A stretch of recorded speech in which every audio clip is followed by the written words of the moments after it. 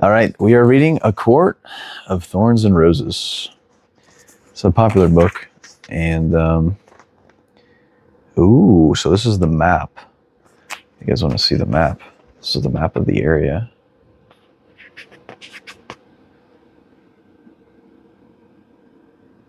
Oh, it's mirrored. Well, a bit unfortunate.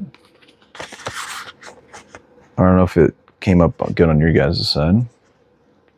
Don't worry. Listen. Every time we get to a new country, I'll reference back to the map. I always do this anyway. Okay. So, all right. Chapter 1. I've never read out loud, especially for people. So this might be a little tricky. Bear with me, okay? I might need some practice. I usually read in my head, so. The forest had become a labyrinth of snow and ice. I've been monitoring the parameters of the thicket for an hour, and my vantage point in the crook of a tree branch had turned useless. The gusting wind blew thick flurries to sweep away my tracks, but buried along with them any signs of potential quarry. Hunger had brought me farther from home than I usually risked, but winter was the hard time. The animals had pulled in, going deeper into the woods that I could follow, leaving me to pick off stragglers one by one, praying that they last until spring. They hadn't. I wiped my numb fingers over my eyes, brushing away the flakes clinging to my lashes. Oh shit, like I said. Kelgrick, the sub, I appreciate it, thank you. Remember to breathe or your throat will start hurting. Okay, breathing is good. Okay, sorry. Here there were no telltale trees stripped of bark to mark the deer's passing. They hadn't yet moved on.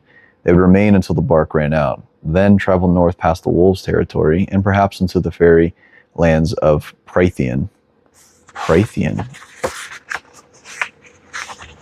Gotta look back at the map, hold on. Where the flip is Prythian, huh? Okay, so Prythian is up here. So I'm assuming we're somewhere over here. North in the woods of Prythian, you know what I mean? So it's probably like right here. All right, interesting. Where no mortals would dare go, not unless they had a death wish. A shudder skittered down my spine at the thought, and I shoved it away, focusing on my surroundings, on the task at hand. That was all I could do. All I've been able to do for years, focus on surviving the week, the day, the hour ahead. And now with the snow, I'd be lucky to spot anything, especially from my position up in the tree, scarcely able to see 15 feet ahead, stifling a groan as my stiff limbs protested at the movement. I unstrung my bow before easing off the tree. The icy snow crunched under my fraying boots, and I ground my teeth. Low visibility, unnecessary noise. I was well on my way to yet another fruitless hunt. Only a few hours of daylight remained. If I didn't leave soon, I'd have to navigate my way home in the dark, and the warnings of the town hunters still rang fresh in my mind. Giant wolves were on the prowl, and in numbers, not to mention whispers of strange folk spotted in the area, tall and eerie and deadly. Anything but fairies. Wait, fairies? Wasn't it? Okay, anything but fairies. The hunters had beseeched our long-forgotten gods, and I had secretly prayed alongside them. In the 8 years we've been living in our village, 2 days' journey from the immortal border of Prythian, we besparred an attack. Wait, we'd been spared an attack, though traveling peddlers sometimes brought stories of distant border towns left in splinters and bones and ashes. These accounts, once rare enough to be dismissed by the village elders as hearsay, had in recent months become commonplace whisperings on every market day. I had risked much in coming so far into the forest, but we'd finished our last loaf of bread yesterday, and the remainder of our dried meat the day before. Still, I would have rather spent another night with a hungry belly than found myself satisfying the appetite of a wolf or a fairy. Not that there was much of me to feast on. I turned gangly by this time of the year and could count a good number of my ribs, Moving as nimbly as quickly as I could between these trees, I pushed a hand against my hollow and aching stomach. I knew the expression that would be on my two elder sisters' face when I returned to our cottage empty-handed yet again. After a few minutes of careful researching, after a few minutes of careful searching, I crouched in a cluster of snowy, heavy brambles. Through the thorns, I had a half-decent view of a clearing and a small brook following through it. A few holes in my ice suggested it was still frequently used. Wait, what? A few holes in the ice suggested it was still frequently used. Hopefully something would come by. Hopefully. I sighed through my nose, digging the tip of my bow into the ground, and leaned my forehead against the crude curve of wood. We wouldn't last another week without food, and too many families had already started begging for me to hope for handouts from the wealthier townsfolk. I witnessed firsthand exactly how far their charity went. I eased into a more comfortable position and calmed my breathing. Strained to listen to the forest over the wind, the snow fell and fell, dancing and curling like sparkling spindrifts. The white fresh and clean against the brown and gray of the world. And despite myself, despite my numb limbs, I quieted that relentless, vicious part of my mind to take in the snow-veiled woods. Once it had been second nature to savor the contrast of new grass against dark, tilled soil, or an amethyst brooch nestled in the folds of emerald silk. Once I've dreamed and breathed and thought in color, light, and shape. Sometimes I would even indulge in envisioning a day when my sisters were married and it was only me and father with enough food to go around, enough money to buy some paint, enough time for those colors and shapes down, to put those colors and shapes down on paper or canvas or the cottage walls. Not likely to happen anytime soon, perhaps ever. So I was left with moments like this, admiring the glint of pale winter light on snow. I couldn't remember the last time I've done it, bothered to notice anything lovely or interesting. Stolen hours in a decrepit barn with Isaac Hale didn't count. Those times were hungry and empty and sometimes cruel, but never lovely. The howling wind calmed into a soft sighing. The snow fell lazily now, in big, fat clumps that gathered along every nook and bump of the trees. Okay. How's everything so far? Audio, oh shit. Audio levels good and everything? We're chilling?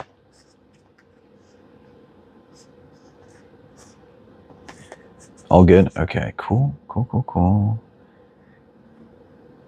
All right. Let me keep going.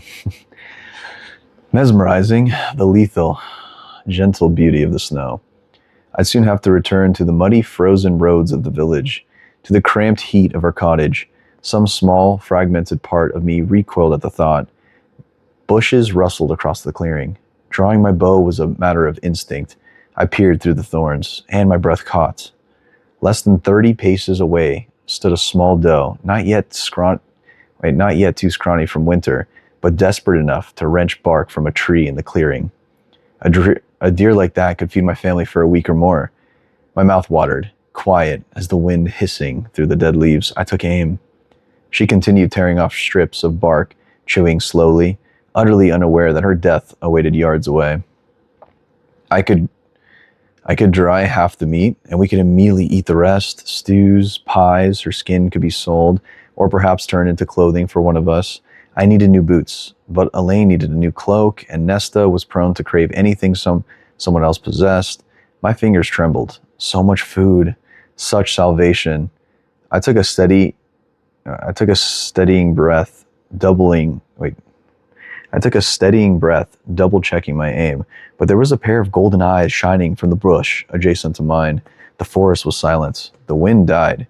Even the snow paused. We mortals no longer kept gods to worship, but if I had known their lost names, I would have prayed to them, all of them, concealed in the thicket. The wolf inched closer, its gaze set on the oblivious doe. He was enormous, the size of a pony, and though I'd been warned about their presence, my mouth turned bone dry. But worse than his size was his unnatural stealth. Even as he inched closer into the bush, he remained unheard, unspotted by the doe. No animal that massive could be so quiet. But he was no ordinary animal. He was of Prythian origin. If he was somehow a fairy, than being eaten. Wait, fairy. Okay, why they keep using this word? Huh.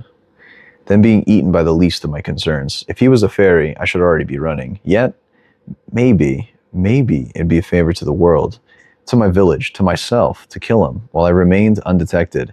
Putting an arrow through his eyes would be no burden. But despite his size, he looked like a wolf, moved like a wolf. Animal, I assured myself, just an animal. I didn't let myself consider the alternative. Not when I needed my head clear, my breathing steady. I had a hunting knife and 3 arrows. The first 2 were ordinary arrows, simple and efficient, and likely no more than bee stings to a wolf that size. But the 3rd arrow, the longest and heaviest one, I'd bought from a traveling peddler during a summer where we'd have enough coppers for extra luxuries. An arrow carved from mountain ash, armed with an iron head. From songs sung to us as lullabies over our cradles, we all knew from infancy that fairies had hated iron, but it was the ash wood that made their immortal healing magic falter long enough for a human to make a killing blow. Or so legend and rumor claimed. The only proof we had of the ash's effectiveness was its sheer rarity. I'd seen drawings of the trees, but never one with my own eyes, not after the High Fae had burned them all long ago. So few remained, most of them small and sickly and hidden by the nobility within high-walled groves. I spent weeks after my purchase debating whether that overpriced bit of wood had been a waste of money or a fake, and for 3 years, the ash arrow had been unused in my quiver.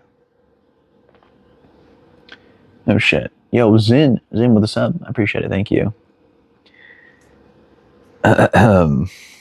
Now I drew it, keeping my movements minimal, efficient, anything to avoid that monstrous wolf looking in my direction. The arrow was long and heavy, enough to inflict damage, possibly kill him if I aimed right. My chest became so tight it ached, and in that moment, I realized my life boiled down to one question. Was the wolf alone?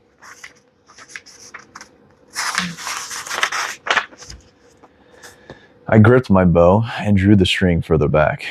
I was a decent shot, but I never faced the wolf. I thought it made me lucky, even blessed, but now I didn't know where to hit or how fast they moved.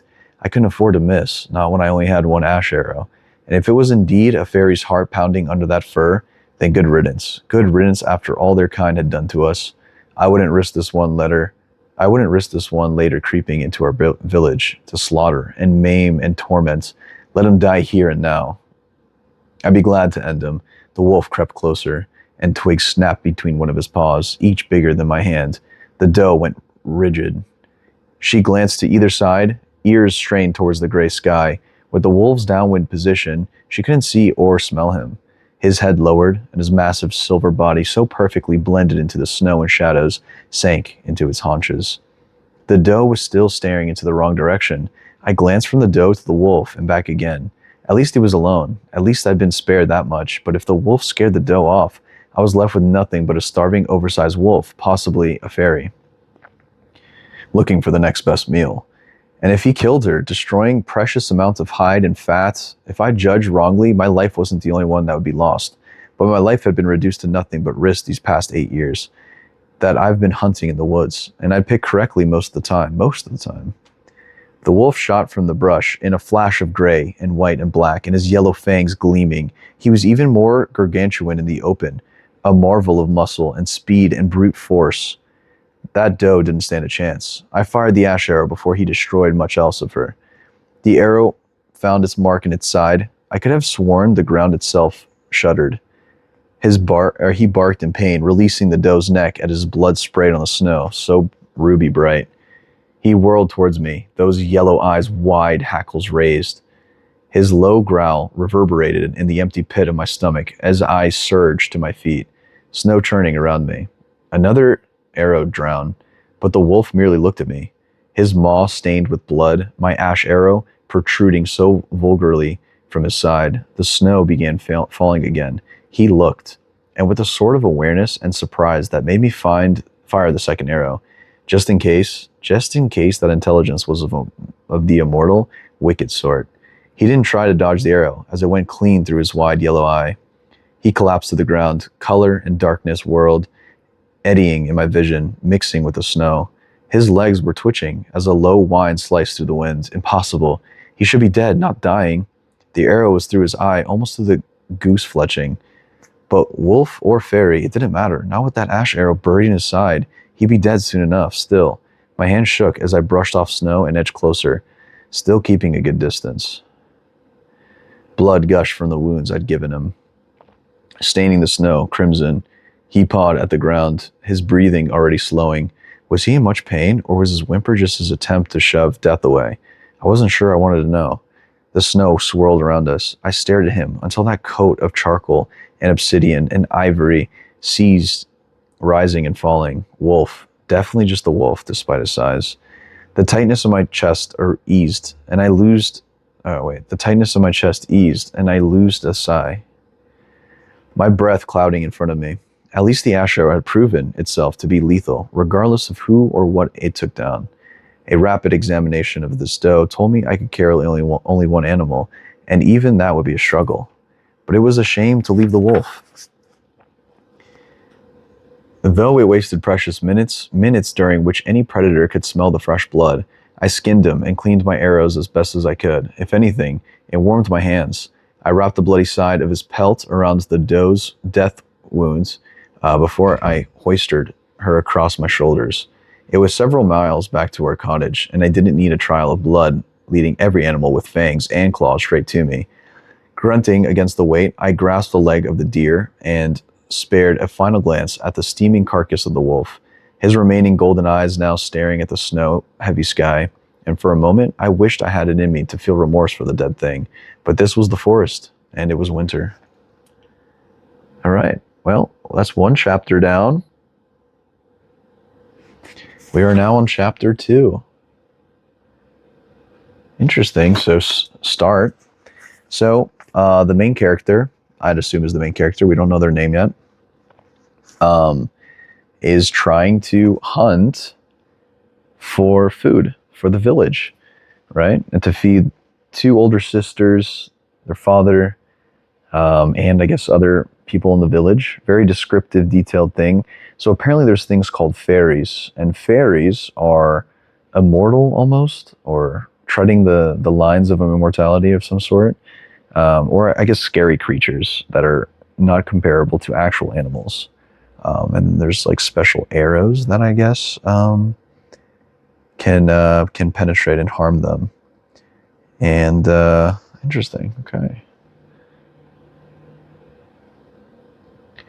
Is this his first time reading this? Yeah. Another one? That's pretty good. Okay, let me get my water and I read more, okay? I want to make sure that I don't lose my voice, right? So, give me a sec.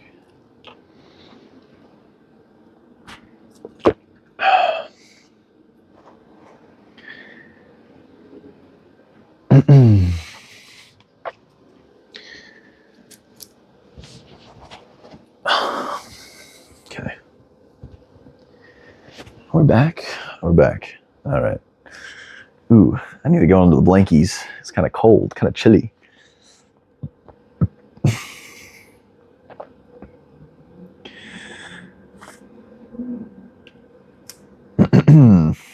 All right, next up, we got chapter 2. The sun had set by the time I exited the forest. My knees shaking, my hands stiff from clenching the legs of the deer, had gone utterly numb miles ago. Not even the carcass could ward off the deepening chill. The world was awash in hues of dark blue, interrupted only by shafts of buttery light escaping from the shuttered windows of our dilapidated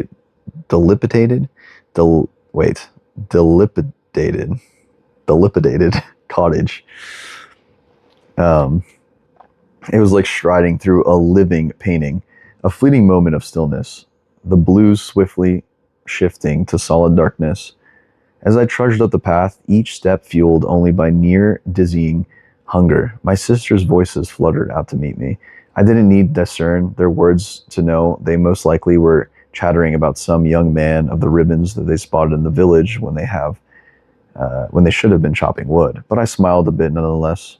I kicked my boots against the stone door frame, knocking the snow from them. Bits of ice came free from the gray stones of the cottage, revealing the faded ward markings etched around the threshold. My father had once convinced a passing Charlton to trade the engravings against fairy harm in exchange for one of his wood carvings. There was so little that my father was even able to do for us that I hadn't possessed the heart to tell him the engravings were useless and undoubtedly fake. Mortals didn't possess magic, didn't possess any of the superior strength and speed of the fairies or the high fae. The man, claiming some high fae blood in his ancestry, had just carved the whorls and swirls and runes around the doors and windows, muttered a few nonsense words, and ambled on his way. I yanked open the wooden door, the frozen iron handle biting my skin like an asp. Heat and light blinded me as I slipped inside. Fair. Oh, fair? Is that how you pronounce that? Fair. Feyre. I'm assuming that's the main character's name. Feyre? Oh, Feyre. Okay. Feyre? Okay. Feyre. Elaine's soft gasp scraped past my ears, and I blinked back the brightness of the fire to find my second eldest sister before me. Though she was bundled in a threadbare blanket, her gold brown hair, the hair all three of us had. Gold brown. Okay. Feyre has gold brown hair. Same with her sisters. Elaine's the middle child. The hair all three of us had was coiled perfectly about her head. 8 years of poverty hadn't stripped from her the desire to look lovely. Where did you get that? The undercurrent of hunger honed her words into a sharpness that had become too common in recent weeks. No mention of the blood on me. I'd long since given up hope of them actually noticing whether I came back from the woods every evening, at least until they got hungry again. But then again, my mother hadn't made them swear anything when they stood beside her deathbed. Okay, so I guess she's just with her father now. I took a calming breath as I shrugged the dough off my shoulders. She hit the wooden table with a thud, rattling a ceramic cup on its other end. Where do you think I got it? My voice had turned hoarse, each word burning as it came out. My father and Nesta still slightly warmed their hands by the hearth, my elder sister ignoring him, as usual. So, elder sister is Nesta, middle child is Elaine, main character is Feyre, and then the father we don't know the name of yet. Okay. I peeled the wolf pelt from the doe's body, and after removing my boots and setting them by the door, I turned to Elaine. Her brown eyes, my father's eyes, remained pinned on the dough. Will it take you long to clean it? Me? Not her, not the others.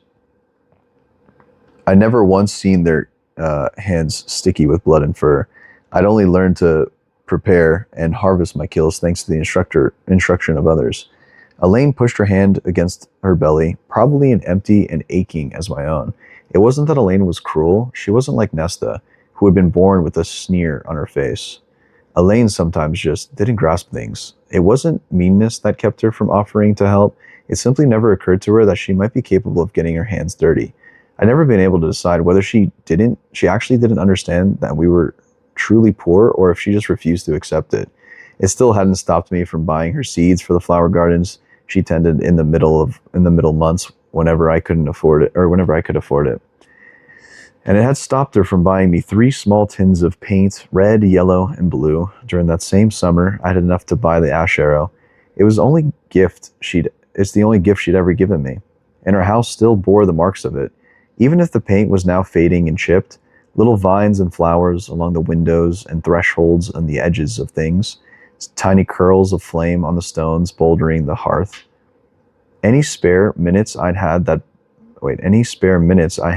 bountiful summer, I used to Bedek our house. What does Bedek mean? Okay, that's a big word. Any spare minutes I had that bountiful summer, I used to Bedek our house in color, sometimes hiding clever decorations inside drawers, behind the threadbare curtains, underneath the chairs and tables. We hadn't had a summer that easy since. Feyre, My father's deep rumble came from the fire. His dark beard was neatly trimmed, his face spotless like my sister's. What luck you had today in bringing us such a feast. From beside my father, Nesta snorted. Not surprisingly, any bit of praise for anyone, me, Elaine, and other villagers usually resulted in her dismissal, and any word from our father usually resulted in her ridicule as well. I straightened, almost too tired to stand, but braced a hand on the table beside the dough as I shot Nesta a glare. Of us, Nesta had taken the loss of our fortune the hardest. She had quietly resented my father from the moment we'd fled our manor. Even after that awful day, one of the creditors had come to show just how displeased he was at the loss of his investment. But at least Nesta didn't fill our heads with useless talk of regaining our wealth like my father. No, she just spent whatever money I didn't hide from her and rarely bothered to acknowledge my father's limping presence at all. Some days I couldn't tell which one of us was the most wretched and bitter. We can eat half the meat this week, I said, shifting my gaze to the dough. The deer took up the entirety of the rickety table that served as our dining table, workplace and kitchen. We can dry the other half, I went on, knowing that no matter how nicely I phrased it, I'd still do the bulk of it. And I'll go to the market tomorrow to see how much I can get for the hides, I finished. More to myself than to them. No one bothered to confirm they'd heard me anyway.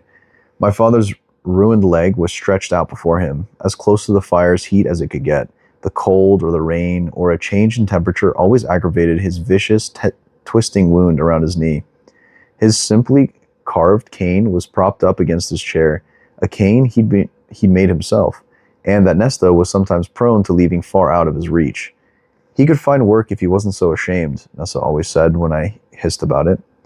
She hated him for the injury, too, for not fighting back when that creditor and his thugs had burst into the cottage and smashed his knee again and again. Nesta and Elaine had fled into the bedroom, barricading the door. I had stayed, begging and weeping through every scream of my father, every crunch of bone. I'd soiled myself, and then vomited right in the stones before the hearth. Only then did the men leave. We never saw them again. We'd use a massive chunk of our remaining money to pay for the healer. It had taken my father 6 months or even walk, a year before he could go a mile. The coppers he brought in when someone pitied him enough to buy his wood carvings weren't enough to keep us fed. 5 years ago, when the money was well and truly gone, when my father still wouldn't move much about, he hadn't argued when I announced that I was going hunting. He hadn't bothered to attempt to stand from his seat by the fire, hadn't bothered to look up from his wood carving. He just let me walk into those deadly, eerie woods that even the most seasoned hunters were wary of. He'd become a little bit more aware now, sometimes offered signs of gratitude, sometimes hobbled all the way into town to sell his carvings, but not much. "I'd love a new cloak," Elaine said, at last with a sigh. At the same moment, Nesta rose and declared, "I need a new pair of boots." I kept quiet, knowing better than to get in the middle of one of their arguments, but I glanced at Nesta's still shiny pair by the door. Beside hers, my 2 small boots were failing apart by the seams, held together only by fraying laces. "But I'm freezing with my raggedy old cloak," Elaine pleaded. "I'll shiver to death." She fixed her wide eyes on me and said, "Please, Feyre."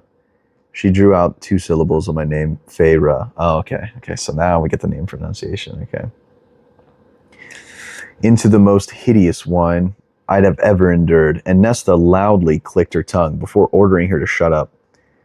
I drowned them out as they began quarreling over who would get the money to the hide would fetch tomorrow, and found my father now standing at the table, one hand braced against it to support his weight as he inspected the deer. His attention slid to the giant wolf pelt. His fingers, still smooth and gentlemanly, turned over the pelt and traced the line through the bloody underside. I tensed. His dark eyes flicked to mine. "Feyre," he murmured, and his mouth became a tight line. "Where did you get this?" "Same place I got the deer," I replied with equal quiet, my words cool and sharp. His gaze traveled over the bow and quiver strapped to my back, the wood-hilted hunting knife on my side. His eyes turned damp. "Feyre, the risk." I jerked my chin at the pelt, unable to keep the snap from my voice, and I said, I had no other choice. What I really wanted to say was, you don't even bother to attempt to leave the house most days. We're in it for me. Were it not for me, we would starve. Were it not for me, we'd be dead. Feyre, he repeated, and closed his eyes. My sisters had gone quiet, and I looked up in time to see Nesta crinkle her nose with a sniff. She picked up my cloak. You stink like a pig covered in its own filth. Can't you at least try to pretend that you're not an ignorant peasant? I didn't let the sting and the ache show. I've been too young to learn more than the basics of manners and reading and writing when our family had fallen into misfortune, and she never let me forget it. She stepped back to run a finger over the braided coils of her golden brown hair. Take those disgusting clothes off. I took my time, swallowing the words I wanted to bark back at her. Older than me by 3 years, she somehow looked younger than I did. Her golden cheeks always flushed with a delicate, vibrant pink. Can you make a pot of hot water and add wood to the fire? But even as I asked, I noticed the woodpile. There were only 5 logs left. I thought you were going to chop wood today. Nesta picked at her long, neat nails. I hate chopping wood. I always get splinters. She glanced up from beneath her dark lashes. Of all of us, Nesta looked the most like her mother, especially when she wanted something. Besides Feyre, she said with a pout, you're so much better at it. It takes you half the time it takes me. Your hands are suited for it. They're already so rough. My jaw clenched. Please, I asked, calming my breathing. Knowing an argument was the last thing I needed or wanted. Please get up at the dawn to chop that wood. I unbuttoned the top of my tunic, or we'll be eating a cold breakfast. Her eyes narrowed. I will do no such thing. But I was already walking towards the small second room where my sister and I slept. Elaine murmured a soft plea to Nesta, which earned her a hiss in response. I glanced over my shoulder at my father and pointed to the deer. Get the knives ready, I said, not bothering to sound pleasant. I'll be out soon. Without waiting for an answer, I shut the door behind me. The room was large enough for a rickety dresser and the enormous ironwood bed we slept in. So the bed her and Elaine slept in. Okay. The sole remnant of our former wealth had been ordered as a wedding gift from my father to my mother. It was the bed in which we'd been born, the bed in which my mother died, and in all the painting I'd done to our house these past few years, I never touched it. I slung off my outer clothes into the sagging dresser, frowning at the violets and roses I painted around the knobs of Elaine's drawer, the crackling flames I painted around Nesta's, and the night sky, the whirls of yellow stars standing in for the white around mine. I'd done it to brighten the otherwise dark room. They never commented on it. I don't know why I'd ever expect them to. Groaning, as all I could do to keep them from collapsing onto the bed. We dined on roasted venison that night, though I know it was foolish. I didn't object when each of us had a small second helping until I declared the meat off limits. I'd spend tomorrow preparing the deer's remaining parts for consumption. Oh shit, my battery's at 5%. Okay. We gotta be quick. When's this chapter? And oh, we gotta be quick. I slung off, we dined on roasted venison that night. Though I knew it was foolish, I didn't object when each of us had a small second helping until I declared the meat off limits. I'd spend tomorrow preparing the deer's remaining parts for consumption. Then I allot a few hours to currying up both hides before taking them to the market. I knew a few vendors who might be interested in such a purchase, though neither was likely to give me the fee I deserved. But money was money, and I didn't have time or the funds to travel to the nearest large town to find a better offer. I sucked on the tines of my fork, savoring the remnants of fat coating the metal. My tongue slipped over the crooked prongs.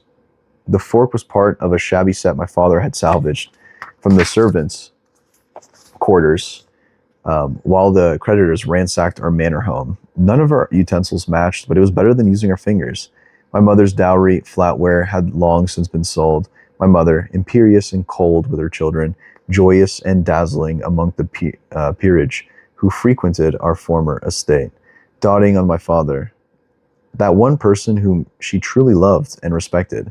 But she also truly loved parties, so much that she didn't have time to do anything with me at all, save contemplate how my budding abilities to sketch and paint might secure me a future husband. Had she lived long enough to see our wealth crumble, she would have shattered by it, more so than my father. Perhaps it was a merciful thing that she died. If anything, it left more food for us. There was nothing left or her in the cottage beyond the ironwood bed and the vow I've made. Every time I look forward, or every time I look toward a horizontal, or wondered, every time I looked towards the horizon, or wondered if I should just walk and never look back, I'd hear that promise I made 11 years ago, and she washed away on her deathbed. Stay together and look after them. I had agreed, too young to ask why she hadn't begged my elder sister or my father, but I sworn it to her, and then she died. And in our miserable human world, shielded only by the promise made by the High Fae 5 centuries ago, in our world where we'd forgotten the names of our gods, a promise was law, a promise was currency, a promise was our bond. There were times where I hated her for asking that vow of me, perhaps delirious with fever. She hadn't even known that she was demanding. Or maybe impeding death had given her some clarity about the true nature of her children, her husband. I set down the fork and watched the flames of our meager fire dance along the remaining logs, stretching out the aching legs beneath the table. I turned to my sisters, as usual. Nesta was complaining about the villagers.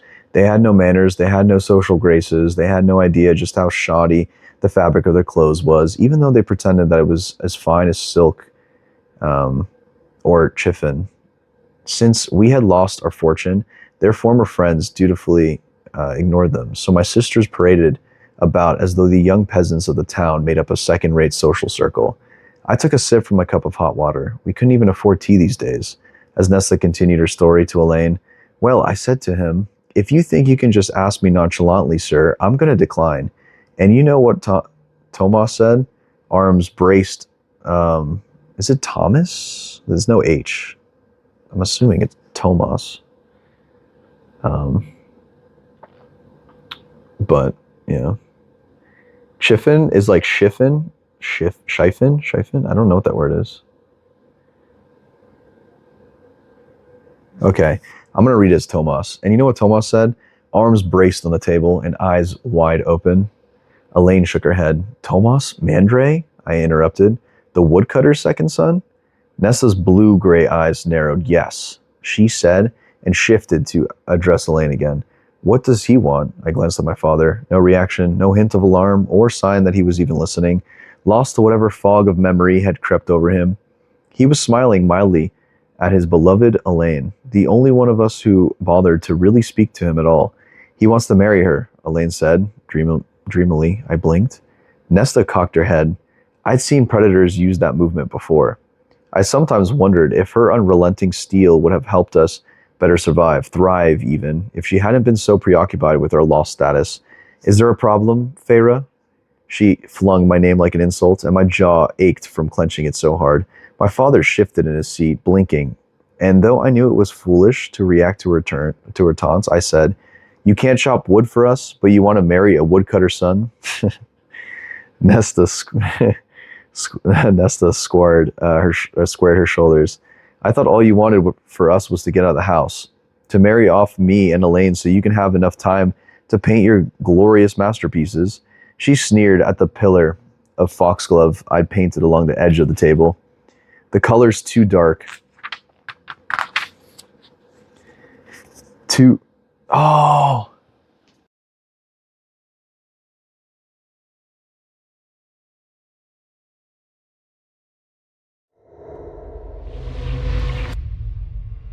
Died. Wait, guys, my phone died. My phone died. Alright, you know what? Fuck it. I'll read it here. We'll read the rest here.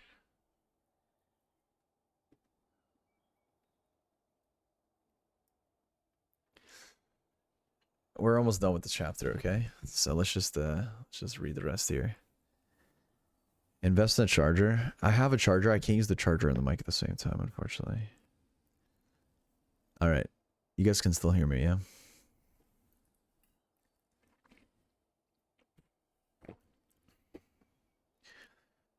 Is the sub thing done? No, no, no.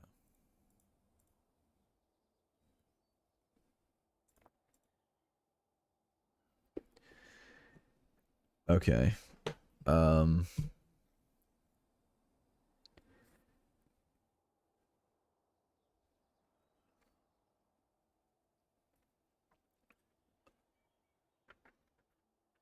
Okay, where did I leave off at? She sneered at the pillar of foxglove I painted along the edge of the table. The colors, too dark, too blue, with none of the white freckling inside the trumpets. But I'd made do, even if it had killed me not to have white paint, to make something so flawed and lasting. I drowned the urge to cover up the painting with my hands. Maybe tomorrow I just scrape it off the table altogether. Believe me, I said to her. The day you want to marry someone worthy, I'll march up to his house and hand you over, but you're not going to marry Tomas. Nesta's nostrils delicately flared. There's nothing you can do. Claire Better told me this afternoon that Tomas is going to propose to me any day now, and then I'll never have to eat these scraps again, she added with a small smile. At least I don't have to resort to rutting in the hay with Isaac Hale like an animal. My father let out an embarrassing cough. Looking to his cot by the fire, he never said a word against Nesta from either fear or guilt, and apparently he wasn't going to start now, even if this was the first time he was hearing of Isaac. I laid my palms flat on the table as I stared her down. Elaine removed her hand from where it lay nearby, as if the dirt and blood beneath my fingertips would somehow jump into her porcelain skin. Tomas's family is barely better off than ours, I said, trying to keep her from growling. You just be another mouth to feed. If he doesn't know this, then his parents must. But Tomas knew. We'd run into each other in the forest before. I'd seen the gleam of desperate hunger in his eyes when he spotted me sporting a brace of rabbits. I'd never killed another human, but that day, my hunting knife had felt like a weight at my side. I'd kept out of his way ever since. We can't afford a dowry, I continued. And though my tone was firm, my voice quieted for either of you. If Nessa wanted to leave, then fine. Good. I'd be one step closer to attaining that glorious, peaceful future, to attaining a quiet house and enough food and time to paint. But we had nothing, absolutely nothing, to entice any suitor to take my sister off my hands. We're in love, Nesta declared, and Elaine nodded her agreement. I almost laughed when had they gone from mooning over aristos to making doe-eyes at peasants. Love won't feed a hungry belly, I countered, keeping my gaze as sturdy as possible. As if I'd struck her, Nesta leaped from her seat on the bench. You're just jealous, I heard them saying how Isaac is going to marry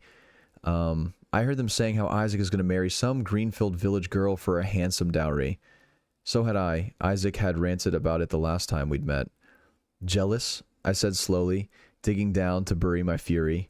We have nothing to offer them. No dowry, no livestock, even. While Tomas might want to marry you, you're a burden. What do you know? Nesta breathed. You're just a half-witted beast with the nerve to bark orders at all hours of the day and night. Keep it up, and someday, Feyre, you'll have no one left to remember you, or even care that you've ever existed. She stormed off, Elaine darting after her, cooing her sympathy. They slammed the door to the bedroom, hard enough to rattle the dishes. I heard the words before, and knew she only repeated them because I flinched the first time she spat them. They still burned anyway. I took a long sip from the chipped mug. The wooden bench beneath my father groaned as he shifted. I took another swallow and said, You should talk some sense into her. He examined a burn mark on the table. What can I say? If it's love, it can't be love, nor on his part. Not with this wretched family. I've seen the way he acts around the village. Here's one thing he wants from her, and it's not her hand in. We need hope as we need... Sorry, they get cut off. We need hope as much as we need bread and meat, he interrupted. His eyes clear for a rare moment.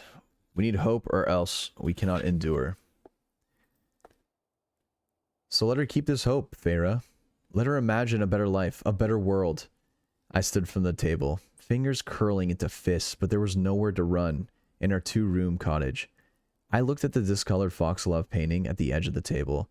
The outer trumpets were already chipped and faded, the lower bit of the stem rubbed off entirely. Within a few years, it would be gone, leaving no mark that had ever been there. When I looked at my father, my gaze was hard. There is no such thing. All right. And that is chapter 2. This chapter 2 ended. We're now on chapter 3. All right. More? Maybe not more. Maybe not tonight. I don't want to read too much tonight. Man.